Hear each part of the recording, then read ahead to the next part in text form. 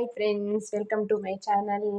ಎಲ್ಲರೂ ಹೇಗಿದ್ದೀರಾ? ಚೆನ್ನಾಗಿದ್ದೀರಾ ಅಂತ ತಿಳ್ಕೊತೀನಿ. ನಾನು ಕೂಡ ಚೆನ್ನಾಗಿದ್ದೀನಿ. ಹಾಗೆ ಇವತ್ತು ನಾನು ಫಿಶ್ ಫ್ರೈ ಮಾಡ್ತಾ ಇದ್ದೀನಿ. ಫಿಶ್ ಫ್ರೈ ಮಾಡೋದು ಬಾಂಗ್ಡಾ ಫಿಶ್ ತಗೊಂಬಂದಿದ್ದಾರೆ, ಹಾಗಾಗಿ ಫ್ರೈ ಮಾಡೋಣ ಅಂತ ರೆಡಿ ಮಾಡ್ತಾ ಇದ್ದೀನಿ. ಮೊದಲಿಗೆ ನಮ್ಮ ಚಾನಲನ್ನು ಯಾರು ಹೊಸಬರು ನೋಡ್ತಾ ಇದ್ದರೆ ಸಬ್ಸ್ಕ್ರೈಬ್ ಮಾಡ್ಕೊಂಡು ನೋಡಿ ಪ್ಲೀಸ್ ಫ್ರೆಂಡ್ಸ್. ಹಾಗೆ ಬೆಲ್ ಐಕನ್ನ ಪ್ರೆಸ್ ಮಾಡಿ, ನಾವು ಹಾಕುವ ಎಲ್ಲ ವಿಡಿಯೋದ ನೋಟಿಫಿಕೇಶನ್ ನಿಮಗೆ ಬರುತ್ತೆ. ಹಾಗೆ ನಮ್ಮ ವಿಡಿಯೋ ಇಷ್ಟ ಆದರೆ ಗೊತ್ತಲ್ವ, ಒಂದು ಲೈಕ್ ಮಾಡಿ, ಕಮೆಂಟ್ ಮಾಡಿ, ಓಕೆ ಫ್ರೆಂಡ್ಸ್, ಶೇರ್ ಮಾಡಿ. ಇವಾಗ ಫಿಶ್ ಫ್ರೈ, ಬಾಂಗ್ಡಾ ಫಿಶ್ ಫ್ರೈ ಮಾಡೋದು ಹೇಗೆ ಅಂತ ನೋಡೋಣ. ಮೊದಲಿಗೆ ಏನೇನು ಮಸಾಲೆ ಬೇಕು ಅಂತ ನೋಡ್ಕೊಂಬರೋಣ. ಇಲ್ಲಿ ಬಾಂಗ್ಡಾ ಫಿಶ್ ತಗೊಂಡಿದ್ದೀನಿ. ಇದು ಬಂಗಡೆ ಮೀನು ಅಂತಾರೆ ನಮ್ಮ ಕಡೆ, ಬಾಂಗ್ಡಾ. ಇದನ್ನು ನಾನು ಕಟ್ ಮಾಡಿ ತೊಗೊಂಡಿದ್ದೀನಿ ಫ್ರೈ ಮಾಡೋದಕ್ಕೇ, ಯಾಕಂದರೆ ಚೆನ್ನಾಗಿ ಮಸಾಲೆ ಹಿಡಿಯುತ್ತೆ ಅನ್ನೋ ಕಾರಣಕ್ಕೆ ನಾನು ಈ ರೀತಿ ಕಟ್ ಪೀಸ್ ಮಾಡ್ಕೊಂಡು ತೊಗೊಂಡಿದ್ದೀನಿ. ನೀವು ಇದನ್ನು ಉದ್ದುದ್ದನಾದರೂ ಮಾಡ್ಕೊಂಡು ಇಡೀ ಮೀನು ಹಾಗೆ ತೊಗೊಳ್ಬೋದು. ಇವಾಗ ಮಸಾಲೆಗೆ ನಾನು ಇಲ್ಲಿ 2 ಸ್ಪೂನ್ ಚಿಲ್ಲಿ ಪೌಡ್ರ್ ತಗೊಳ್ತಾ ಇದ್ದೀನಿ. ಹಾಗೆ ಒಂದು ಅರ್ಧ ಸ್ಪೂನು ಟರ್ಮರಿಕ್, ಹಾಗೆ ಅರ್ಧ ಸ್ಪೂನ್ ಧನಿಯಾ, ಒಂದು 1/4 ಸ್ಪೂನು ಜೀರಿಗೆ. ಇಲ್ಲಿನ ಮಸಾಲೆ ಎಲ್ಲ ಆ್ಯಡ್ ಮಾಡ್ಕೊತಾ ಇದ್ದೀನಿ, ಯಾಕಂದರೆ ಮೀನು ಫ್ರೈ ಟೇಸ್ಟಿಯಾಗಿ ಬರುತ್ತೆ ಅಂತ ಕಾರಣಕ್ಕೆ ಎಲ್ಲವನ್ನು ಹಾಕ್ಕೊಳ್ತಾ ಇದ್ದೀನಿ. ಈಗ ರುಚಿಗೆ ತಕ್ಕಷ್ಟು ಉಪ್ಪು, ಇದನ್ನು ಹಾಕ್ಕೊಳ್ಳೋಣ.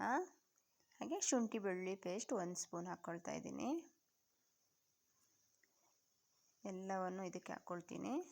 ಹಾಗೆ ಲಿಂಬೆ ರಸ, ಒಂದು ಅರ್ಧ ಹೋಳಷ್ಟು ಲಿಂಬೆ ರಸನ ಇದಕ್ಕೆ ಹಾಕ್ಕೊಳ್ತಾ ಇದ್ದೀನಿ. ರಸ ತಗೊಳ್ತಾ ಇದ್ದೀನಿ.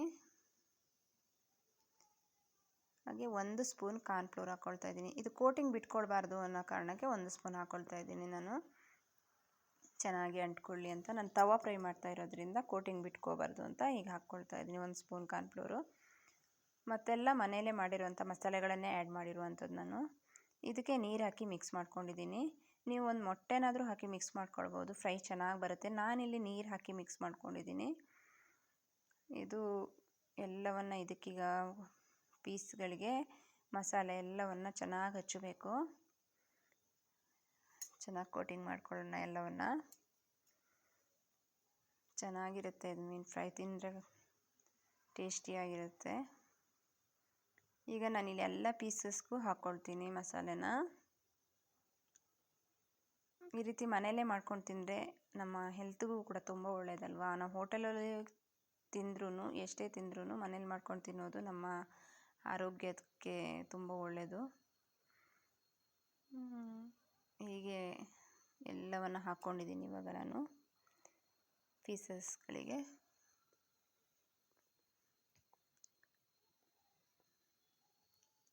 ಇದೆಲ್ಲ ಇದನ್ನಿವಾಗ ನಾವು ಒಂದು ಅರ್ಧ ಗಂಟೆ ರೆಸ್ಟ್ ಬಿಡಬೇಕು, ಯಾಕಂದರೆ ಈ ಮಸಾಲೆಗಳನ್ನೆಲ್ಲ ಮೀನು ಎಳ್ಕೋಬೇಕಲ್ವ. ಮೀನು ಆ ಪೀಸಿಗೆಲ್ಲ ಮಸಾಲೆ ಹಿಡಿಬೇಕು ಅಂದರೆ ನಾವು ಒಂದು ಅರ್ಧ ಗಂಟೆನಾದರೂ ಬಿಡಬೇಕು. ಈಗ ಮಸಾಲೆ ಎಲ್ಲ ಹಚ್ಚಿ ನಾವು ಒಂದು ಅರ್ಧ ಗಂಟೆ ಹಾಗೇ ಇದನ್ನ ಬಿಡೋಣ.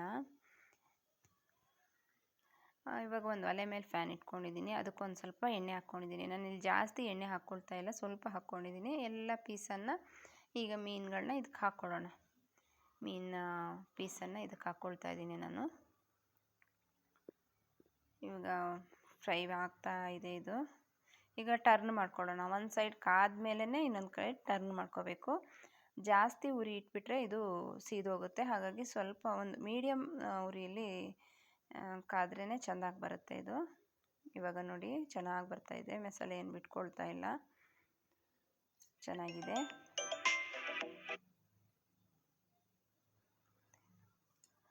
ಇವಾಗ ಎಲ್ಲವನ್ನು ಉಲ್ಟಾ ಹಾಕ್ಕೊಳ್ತೀನಿ ನಾನು.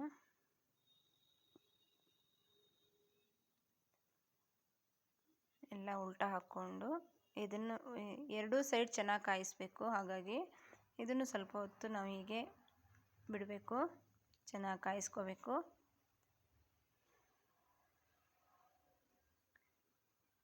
ಜಾಸ್ತಿ ಎಣ್ಣೆ ಏನು ಹಾಕೋ ಅವಶ್ಯಕತೆ ಇಲ್ಲ, ಯಾಕಂದರೆ ನಾವಿಲ್ಲಿ ಡೀಪ್ ಫ್ರೈ ಮಾಡ್ತಾ ಇಲ್ಲಲ್ಲ. ಹಾಗಾಗಿ ಇವಾಗ ಎಲ್ಲವೂ ಚೆನ್ನಾಗಿ ಬೆಂದಿದೆ ನೋಡಿ, ಮೀನು ಫ್ರೈ ರೆಡಿಯಾಗಿದೆ ನಮ್ಮದು.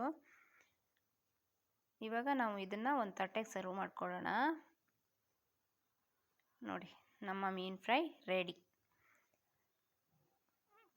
ಚೆನ್ನಾಗಿ ಘಮ ಘಮ ಬರ್ತಿದೆ, ಚೆನ್ನಾಗಿದೆ, ಮೀನು ಫ್ರೈ ರೆಡಿಯಾಗಿದೆ. ನಾನೀಗ ಊಟ ಮಾಡೋಕ್ಕೆ ಹೋಗ್ತೀನಿ.